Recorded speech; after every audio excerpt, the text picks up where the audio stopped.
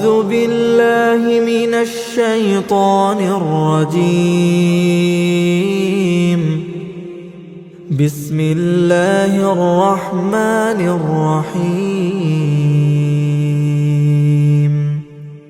وعلى الذين هادوا حرمنا ما قصصنا عليك من قبل وما ظلمناهم ولكن كانوا أنفسهم يظلمون. ثم إن ربك للذين عملوا السوء بجهالة